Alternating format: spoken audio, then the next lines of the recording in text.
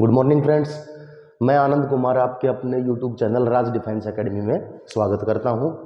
इससे पहले दोस्तों हमने हरियाणा जीके की क्लास में पढ़ लिया था सिंधु घाटी सभ्यता या हड़प्पा सभ्यता। उससे पहले 2 लेक्चर किए थे हरियाणा की स्टार्टिंग, बिल्कुल जीरो लेवल से हरियाणा का गठन पढ़ा था हमने। उसके बाद पढ़ा हमने हरियाणा की प्रशासनिक इकाई को, और उसके बाद हमने स्टार्ट की हरियाणा की हिस्ट्री, हरियाणा का इतिहास। तो हरियाणा के इतिहास में पहला चैप्टर पढ़ा हमने सिंधु घाटी सभ्यता। उसको भी मैंने 2 पार्ट्स में डिवाइड किया। एक में बेसिक बताया सिंधु घाटी सभ्यता या हड़प्पा सभ्यता का, कि कहाँ से स्टार्टिंग होती है, क्या होता है, और फिर अपने हरियाणा का क्या रोल है इसमें। सेम उसी प्रकार भारत के इतिहास में जब हम थोड़ा सा आगे बढ़ते हैं तो नेक्स्ट लेक्चर आता है हमारा, नेक्स्ट टॉपिक आता है भारत में वैदिक काल। अब वैदिक काल में हमारे हरियाणा का क्या रोल है, वो चीज हम पढ़ेंगे आज हरियाणा की हिस्ट्री के इस वीडियो में। तो दोस्तों, जो वैदिक काल है, इससे पहले हम थोड़ा सा पीछे जाते हैं सिंधु घाटी सभ्यता या हड़प्पा सभ्यता में। मैंने आपको बताया था कि हड़प्पा सभ्यता या सिंधु सभ्यता एक नगरीय सभ्यता थी, कि कैसे मोहनजोदड़ो में एक नगरीय व्यवस्थित तरीके से, ढंग से घरों का निर्माण हुआ था। सेम उसी प्रकार वो थी नगरीय सभ्यता।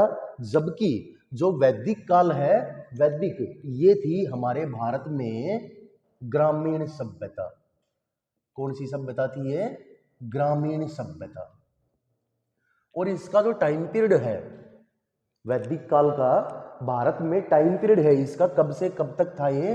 1500 से 600 ईसा पूर्व तक का जो टाइम पीरियड माना जाता है, वो माना जाता है वैदिक काल का। अब वैदिक काल की शुरुआत कैसे हुई भारत में, कौन थे ये लोग, कहाँ से आए थे? वैदिक काल की शुरुआत मानी जाती है हमारे भारत में आर्यों के आगमन से। आर्यों के आगमन से हमारे भारत में वैदिक काल की शुरुआत हुई। इसी काल में वेदों की रचना होती है, क्योंकि 4 महत्वपूर्ण वेद हैं अपने। उनके बारे में भी तो नेशनल जीके की क्लास लेंगे, उसमें बताया भी है। प्रीवियस वीडियो देखो आप, उनमें आपको अच्छे तरीके से समझ में आ जाएगा। तो आर्य जो भारत में आए, ये आर्य कौन थे? आर्य कौन थे? आर्य थे चारागाह जाति से बिलोंग करने वाले। कहाँ से आए थे? मध्य एशिया से आए थे। मतलब मध्य एशिया के रहने वाले थे ये, और पशु चराने के उद्देश्य से इधर उधर घूमते थे और भारत में प्रवेश कर गए। इन्होंने भारत में क्या किया? भारत में वैदिक काल की शुरुआत की। अब जैसे ये भारत में आए, स्टार्टिंग में जम्मू कश्मीर का क्षेत्र और पंजाब का क्षेत्र, सिंध का क्षेत्र, उस क्षेत्र में इन्होंने प्रवेश किया। प्रवेश करने के बाद ये धीरे धीरे और आगे बढ़े। पढ़ते हैं हम थोड़ा सा और आगे, कि इस काल के हमें जो साक्ष्य मिलते हैं हमें हरियाणा में, कि C14 पद्धति बताई थी मैंने आपको, कि प्राचीन इतिहास C14 पद्धति पर ही आश्रित रहा। क्यों? क्योंकि जो भी साक्ष्य मिले, जो भी अवशेष मिले हमें, वो C14 पद्धति बताएगी कि ये क्या है और किस टाइम पीरियड का है, ये कितने साल पुराना है ये। तो इसके जो साक्ष्य मिले हमें हरियाणा में, जो साक्ष्य मिले वैदिक काल के, वो कहाँ से मिले? भगवानपुर से, थानेसर से, सूद से और दौलतपुर से। ये भगवानपुर कहाँ पे है? ये भगवानपुर है दोस्तों कुरुक्षेत्र के पास। भगवानपुर कुरुक्षेत्र के पास में एक गांव है। थानेसर, थानेसर कुरुक्षेत्र में, कुरुक्षेत्र की विधानसभा सीट जो है वो थानेसर है।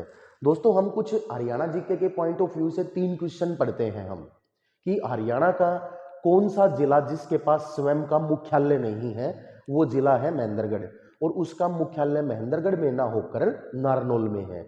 सेम ऐसे ही सेकंड क्वेश्चन हम पढ़ते हैं, हरियाणा का वो कौन सा जिला है जो स्वयं तहसील नहीं है?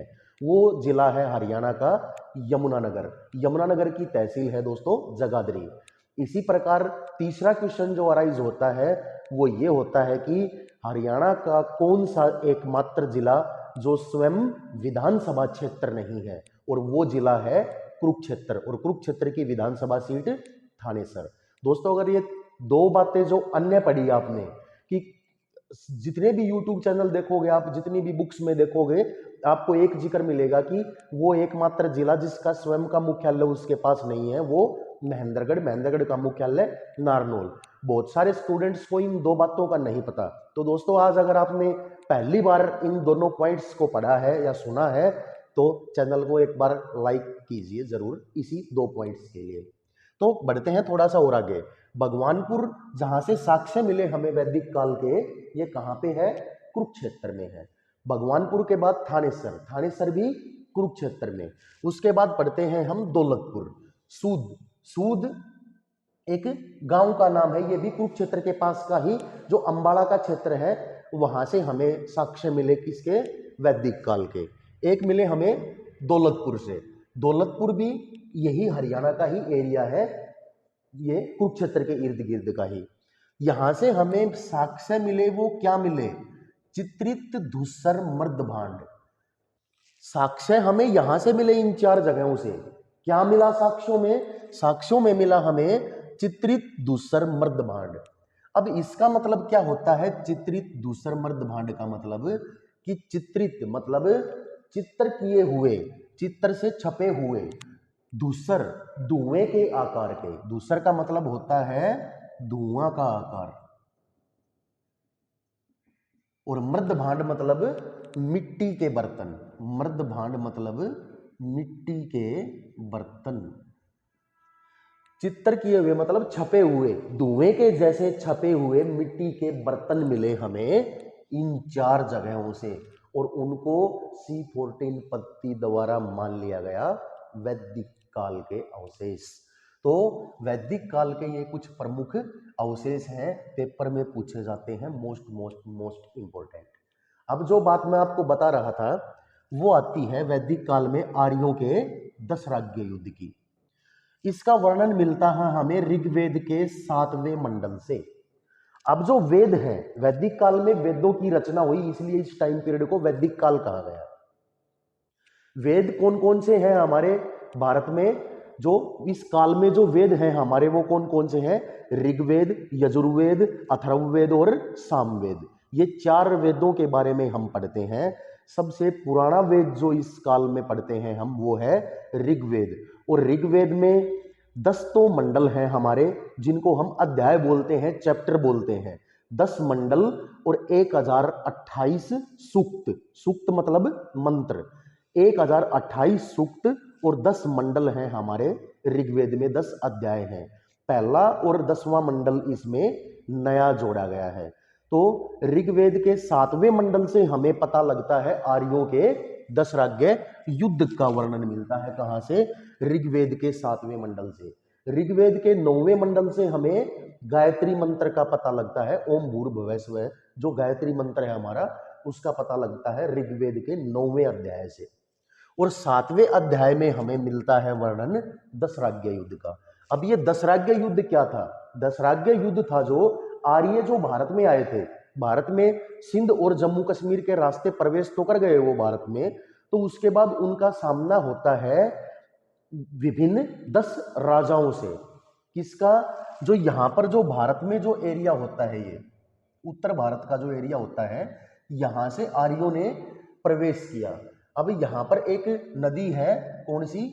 परूषणी नदी। परूषणी नदी के तट पर 7वां अध्याय हमें क्या बताता है ऋग्वेद का? कि इस परूषणी नदी के तट पर आर्यों का युद्ध हुआ।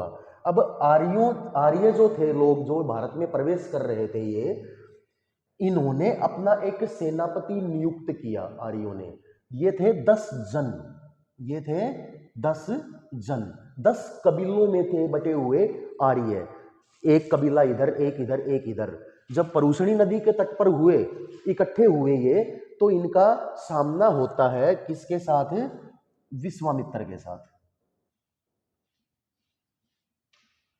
और विश्वामित्र के साथ आर्यों का युद्ध होता है। आर्यों ने अपना 10 जनों का एक प्रमुख नियुक्त किया, सुदास। तो सुदास और विश्वामित्र के बीच में ऋग्वेद में ये 7वें मंडल में लिखा हुआ है कि दशराज्य युद्ध होता है। दशराज्य युद्ध किस किस के बीच में? 10 जनों के एक प्रमुख जो उन्होंने अपना सेनापति नियुक्त किया, 10 जनों ने, उसका युद्ध का जो सेनापति कौन बना? राजा सुदास। और सुदास का युद्ध हुआ विश्वामित्र के साथ। इसमें कौन जीता? विश्वामित्र की जीत हुई और इन 10 जनों की हार हुई। ये था 10 राज्य युद्ध। ऋग्वेद के 7वें मंडल में 7वें अध्याय में इसका हमें वर्णन मिलता है। अब एक क्वेश्चन आरटेट के एग्जाम में यह भी पूछा गया है कि किस नदी के तट पर हुआ था? ये परुषणी नदी के तट पर। परुषणी नदी को वर्तमान में किस नदी के नाम से हम जानते हैं? रावी नदी के नाम से जानते हैं।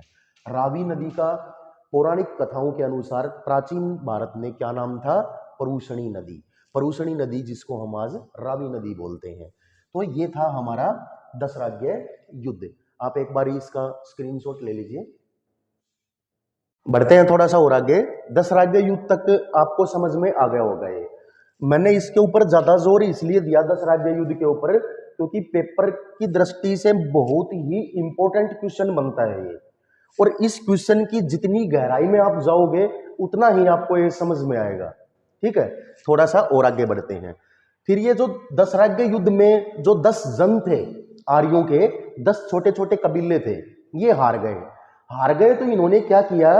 ये 10 कबीलों में बट गए, दोबारा से इधर उधर बिखर गए ये, और अपनी एक अलग अलग जगह पर जाकर इन्होंने अपना बसेरा कर लिया।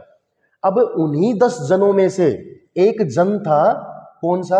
कुरुवंश, जिसकी शुरुआत हुई कुरु इनका एक 10 में से एक जन था। आपने महाभारत देखी होगी। हम 10 जनों में से कुछ जन महाभारत में पढ़ते हैं। एक तो विराट जन, उसके बाद हम पढ़ते हैं ये कुरुजन। ये 2 फेमस जन हैं महाभारत के, विराट और कुरु। तो कुरुवंश की शुरुआत हुई भारत में, एक 10 जनों का एक कबीला आर्यों का कुरु। और कुरुवंश की शुरुआत शांतनु पुत्र भरत के द्वारा, राजा शांतनु ने कुरुवंश की शुरुआत की, अपने जन की शुरुआत की, रहन सहन स्टार्ट किया। इनका पुत्र हुआ भरत, जिसके नाम से हमारे देश का नाम पड़ा भारत। कौन था? शांतनु का पुत्र, राजा शांतनु का पुत्र था भरत। किस वंश का था पूछा जाए तो ये था कुरुवंश का। इस समय, तत्कालीन समय में हरियाणा को क्या कहा जाता था? कुरुजांगल प्रदेश। क्या कहा जाता था हरियाणा को? कुरुजांगल प्रदेश। उसके बाद इसका नाम बदलकर हुआ, कुरुजांगल प्रदेश का ही नाम बदलकर हुआ कुरुक्षेत्र, और हरियाणा का बहुधान्यक, वो भी पढ़ेंगे अब आगे। तो कुरुजांगल प्रदेश के नाम से फेमस था ये एरिया। किनका? भरत का। भरत कौन था? राजा शांतनु का पुत्र। और शांतनु जो कुरु वंश का, मतलब कि 10 कबीलों का एक कबीला था, 10 आर्यों में से एक जन था ये। इन्होंने अपनी राजधानी बनाई हस्तिनापुर। HSSC के जो स्टार्टिंग में फर्स्ट में डी ग्रुप का एग्जाम कंडक्ट करवाया HSSC ने, उसमें यहां से हर एक सेट में एक क्वेश्चन जरूर आया था। कहां से? इस चैप्टर में, और सिर्फ इस चैप्टर से, इस पॉइंट से, कुरुवंश से महाभारत के बारे में क्वेश्चन पूछा गया था। हर पेपर में एक क्वेश्चन था। यहां पर बहुत सारे स्टूडेंट्स, 99% स्टूडेंट्स कंफ्यूज होते हैं हस्तिनापुर में कि पांडवों की राजधानी कौन सी थी और कौरवों की राजधानी कौन सी थी। कौरवों की राजधानी थी हस्तिनापुर और पांडवों की राजधानी थी इंद्रप्रस्थ। इसमें मैं लिख देता हूं, ये कौरवों की राजधानी कौन सी थी? हस्तिनापुर। और पांडवों की राजधानी कौन सी थी? इंद्रप्रस्थ। इसके बाद कुरुवंश के बाद इसी वंश में ही एक समय आता है जिसको मैंने अलग से इंडिकेट कर रखा है, महाभारत काल। अब ये महाभारत क्या थी दोस्तों? प्राचीन इतिहास के संदर्भ में 2 राज परिवारों के बीच में हुई एक लड़ाई थी महाभारत। कहां पर हुई? कुरुक्षेत्र में हुई। महाभारत में कितने अध्याय थे? 18 अध्याय थे। मतलब महाभारत का युद्ध 18 दिन चला था। 18 दिन, इसीलिए इसमें 18 अध्याय हैं। अध्यायों को महाभारत में इंडिकेट किया गया है पर्व, कि महाभारत में कितने पर्व हैं? टोटल 18 पर्व हैं। उन 18 पर्वों को हम पढ़ते हैं। तो महाभारत जो थी ये क्या थी? 2 राज परिवारों के बीच हुआ एक युद्ध था। 2400 श्लोकों का एक काव्य था महाभारत। कितने? 2400 श्लोकों का। जब इस काव्य में 2400 श्लोक थे तो इसका नाम था जय संहिता, इसका नाम था जय संहिता। फिर ये श्लोक 2400 से बढ़कर हुए 10,000। जब 10,000 श्लोक हुए तो इसका नाम था भारत। और 10,000 से बढ़कर जब ये 1,00,000 हुए तब इसका नाम था महाभारत। महाभारत काल 2400 श्लोकों की दो राज परिवारों के बीच में हुए युद्ध की जानकारी। 2400 श्लोक इस काव्य में, किस काव्य में? महाभारत में 2400 श्लोक थे, तब इसका नाम था जय संहिता। 2400 से बढ़कर ये श्लोक 10,000 हुए तब इसका नाम था भारत। और जब इसके श्लोक 1,00,000 हुए तो इसका नाम पड़ा महाभारत। और भारत का ही नहीं, पूरे विश्व का सबसे बड़ा ग्रंथ कहलाया महाभारत। तो इसका जो महाभारत का टाइम पीरियड था कि लगभग कब ये युद्ध हुआ होगा, अब फिर दोबारा से वही पीछे जाते हैं C14 पत्ती पे। तो इस काल के जो अवशेष मिले, उन अवशेषों को पुरातात्विक संग्रहालय में रखवाकर C14 पत्ती से उनकी काल का पता लगाया, उन जीवाश्मों की आयु का ज्ञात किया, तो लगभग 900 से 950 ईसा पूर्व। अभी यहाँ पे भी कंफ्यूजन में नहीं जाना है कि एग्जामिनर दो तरीके से क्वेश्चन पूछता है ये, कि अगर आपको सिंगल एक आंसर मिले आपको 950 ईसा पूर्व, जैसे कि एसएससी में हमने एचएसएससी में हमने डी ग्रुप में देखा था 950 ईसा पूर्व ही ऑप्शन में था। लेकिन क्या है कि इस काल में पूरे ही भारत के प्राचीन इतिहास का जो काल पढ़ते हैं हम, जिन भी टॉपिक्स को हम पढ़ते हैं उनमें खाली अंदाजा लगाया गया है। तो एक विद्वान हुए, इसको और थोड़ा ज्यादा गहराई में जाते हैं तो एक विद्वान थे प्रोफेसर रोमेला थापर। प्रोफेसर रोमेला थापर के कथन के अनुसार जो महाभारत थी वो 900 से 950 ईसा पूर्व के बीच लड़ाई लड़ी गई थी। इसके अनुसार, प्रोफेसर रोमेला थापर के अनुसार। अब महाभारत में ही एक पढ़ते हैं हम नकुल दिग्विजयम। ये भी महाभारत का एक अध्याय था, उन 18 पर्वों में से एक नकुल दिग्विजयम। अब ये हरियाणा के पॉइंट ऑफ व्यू से कैसे इंपॉर्टेंट है कि ये क्वेश्चन पूछा जाता है पेपर में कि नकुल दिग्विजयम में हरियाणा के किन क्षेत्रों का वर्णन मिलता है। तो नकुल दिग्विजयम में हरियाणा के दो क्षेत्रों का वर्णन मिलता है, एक तो रोहितिका और एक सरिस्का। रोहितिका को वर्तमान में हम कहते हैं रोहतक और सरिस्का को कहते हैं सिरसा। ये दोनों पेपर में पूछे गए क्वेश्चन है, रिपीट हो रखे हैं दोनों। रोहितिका और सरिस्का कहाँ वर्णन मिलता है इनका? महाभारत में नकुल दिग्विजयम में। रोहितिका को हम कहते हैं रोहतक और सरिस्का को कहते हैं हम सिरसा। अब इससे थोड़ा सा और आगे बढ़ते हैं। महाभारत के बाद में क्या हुआ कि जो पांडव थे उन्होंने अपनी राजधानी कौन सी बनाई? कौरवों की राजधानी थी जो हस्तिनापुर और पांडवों की राजधानी थी इंद्रप्रस्थ। महाभारत का युद्ध जीतने के बाद में कौरवों की हार हुई, पांडवों की जीत हुई। जीत के बाद में पांडवों ने क्या किया? पांडवों ने दोनों राजधानियों को संभाला, हस्तिनापुर को भी और इंद्रप्रस्थ को भी। हस्तिनापुर को इन्होंने जीता था।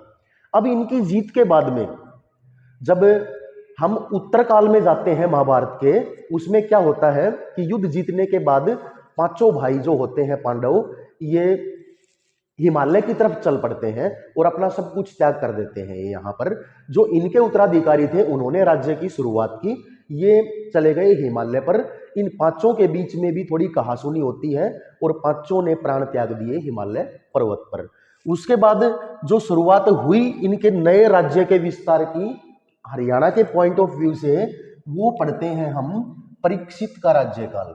कि इन पांचों पांडवों के बाद में जिसने राजकाज संभाला वो कौन था? परीक्षित। और ये परीक्षित कौन था? अभिमन्यु की पत्नी उत्तरा के गर्भ से जन्मा एक लड़का इनका, जिसका नाम था परीक्षित। परीक्षित का राज्यकाल पढ़ते हैं। यहां से क्वेश्चन आता है पेपर में कि पांडवों के बाद में परीक्षित ने संभाला किसको? शासन को। राजा बना परीक्षित। इसने असंध को अपनी दूसरी राजधानी बनाया। किसको? असंध को। जो असंध क्षेत्र है ये, यहां पर किसका विस्तार था? यहां पर नागों का विस्तार था। और नाग जो थे कौन थे? ये एक प्रजाति का नाम है जो कि तक्षशिला में थी। ये कहां पर थी? ये तक्षशिला, जो वर्तमान में पाकिस्तान में है, वहां की जनजाति थी ये थे नाग लोग। पौराणिक कथाओं के अनुसार कि असंध के समीप नागों के साथ में युद्ध होता है परीक्षित का, और जिस युद्ध में मृत्यु हो जाती है परीक्षित की। ये पौराणिक कथा क्या थी कि एक ऋषि मुनि जप कर रहा था, तो परीक्षित ने क्या किया, एक सर्प को उठाकर उसके गले में डाल दिया और उसकी तपस्या को भंग कर दिया। उसने, जो ऋषि मुनि था, उसकी तपस्या भंग हो गई और उसने परीक्षित को श्राप दिया कि आप जल्दी, मतलब कि लगभग 10 दिन में आपकी मृत्यु हो जाएगी। तो परीक्षित की उस नाग के काटने से, सर्प के काटने से परीक्षित की मृत्यु हो गई। अगर हम हिस्ट्री के पॉइंट ऑफ व्यू से पढ़ते हैं तो असंध जो क्षेत्र था ये नागों का क्षेत्र था। इसने असंध को हड़प लिया, किससे? नागों से, और नागों ने इसके साथ में युद्ध किया और इस युद्ध में परीक्षित की मृत्यु हो गई। अब जो परीक्षित का बेटा था, परीक्षित का बेटा था परिदीक्षित, और परिदीक्षित का बेटा था जन्मेजय। परिदीक्षित का बेटा था जन्मेजय। इस जन्मेजय का राज्यकाल हुआ। जब परीक्षित की मौत हुई तो इसने इस मौत का बदला लेने के लिए सफीदों में सर्प दमन यज्ञ करवाया। जो वर्तमान में सफीदों है, इसका क्वेश्चन कम से कम 4 से 5 बार रिपीट हो चुका पेपर में कि सफीदों का पुराना नाम क्या है। सफीदों का पुराना नाम है सर्प दमन। लेकिन पौराणिक कथाओं के अनुसार क्या था कि इसने सर्प दमन यज्ञ करवाया और जितने भी सर्प थे वो सभी उस यज्ञ में आकर मरने लगे। ये यज्ञ था किसका? जन्मेजय का। लेकिन इसने क्या किया? नागों के साथ में युद्ध किया इसकी मौत का बदला लेने के लिए, और नागों को परास्त किया और उस यज्ञ को नाम दिया इसने सर्प दमन यज्ञ। इन नागों को परास्त करके तक्षशिला को अपनी राजधानी बनाया। तक्षशिला एक विश्वविद्यालय भी है। हिस्ट्री की पॉइंट ऑफ व्यू से हम देखते हैं तो 3 विश्वविद्यालयों को पढ़ते हैं हम। उन्हीं में से एक विश्वविद्यालय तक्षशिला, जो कि कौटिल्य, चाणक्य जो प्रोफेसर थे वो इसी यूनिवर्सिटी के प्रोफेसर थे। इसको इन्होंने अपनी राजधानी बनाया। किसकी राजधानी थी तक्षशिला? नागों की राजधानी थी। इस जीत के उपलक्ष्य में इसने सर्प दमन यज्ञ किया। कहां पर? वर्तमान में किस नाम से? सफीदों नाम की जगह पर। उसके बाद जन्मेजय का युद्ध होता है ब्राह्मणों के साथ में। कुछ ज्यादा वर्णन नहीं मिलता है इतिहास में इसका, लेकिन ये जरूर लिखा हुआ है हिस्ट्री में कि ब्राह्मणों के साथ में भी जन्मेजय का युद्ध होता है। जन्मेजय का उत्तराधिकारी फिर कौन होता है? जन्मेजय का उत्तराधिकारी होता है शतानिक। जो शतानिक होता है ये, इसका जानकारी हमें कहां से मिलती है? इसकी जानकारी मिलती है हमें एक उपनिषद से जिसका नाम है छांदोग्य। छांदोग्य उपनिषद से हमें इसकी जानकारी मिलती है। अब दोस्तों यहां से एक शब्द निकल कर आता है उपनिषद। उपनिषद क्या होता है, किसे कहते हैं? उपनिषद का अर्थ होता है कि उस समय तत्काल में, इस काल में कोई पेन और कॉपी लेकर तो कोई पढ़ता नहीं था। ऋषि मुनियों के साथ में जंगल में ये पढ़ते थे, उनको कहते थे उपनिषद। मतलब उपनिषद का अर्थ क्या होता है? गुरु के समीप बैठकर बोलकर और सुनकर ज्ञान की प्राप्ति करना कहलाता है उपनिषद।